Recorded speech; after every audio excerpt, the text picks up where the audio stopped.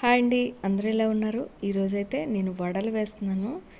నేను ఎప్పుడు ఇంత బాగా వేయలేదు. వడలైతే చాలా బాగా వచ్చాయి ఈసారి. వేస్తూ ఉంటే చూడండి ఎంత పర్ఫెక్ట్గా వస్తున్నాయో. పిండి రుబ్బుకోవడంలో కూడా తేడా ఉంటుంది. పిండి రుబ్బేటప్పుడు కొంచెం బరకగా రుబ్బుకోవాలి.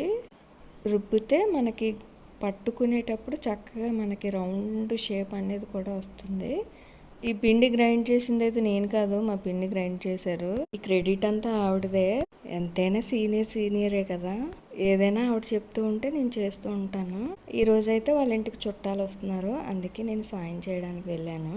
మేమిద్దరం ఒకరికొకరు హెల్ప్ చేసుకుంటూ ఉంటాను. నాకు ఏదైనా పని ఉన్నప్పుడు మా పిన్ని వస్తారు, మా పిండికి పని అయినప్పుడు నేను వెళ్తూ ఉంటాను. అలా ఇద్దరు హెల్ప్ చేసుకుంటాము. ఇంతకీ నేను వండే వడలైతే స్వీటా హాటా చెప్పలేదు కదా, ఇవి స్వీట్ అండి. ముందుగా అయితే పాకం సిద్ధం చేసుకొని పక్కన ఉంచుకున్నాను. ఈ వడలైతే నూనెలో బాగా కలర్ వచ్చే వరకు వేయించుకోవాలి.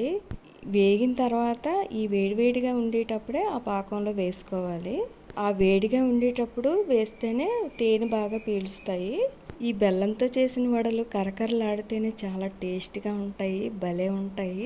నాకు ఈ తీపి గారెలు అయితే చాలా ఇష్టము. మీలో ఎంతమందికి ఇష్టమో కామెంట్ చేయండి. మా ఊర్లో ఏ పండుగ అయినా సరే తీపి గారెలు అయితే కంపల్సరీగా వండుతారు. నా కోసమే వండుతుంది మా అమ్మ అయితే.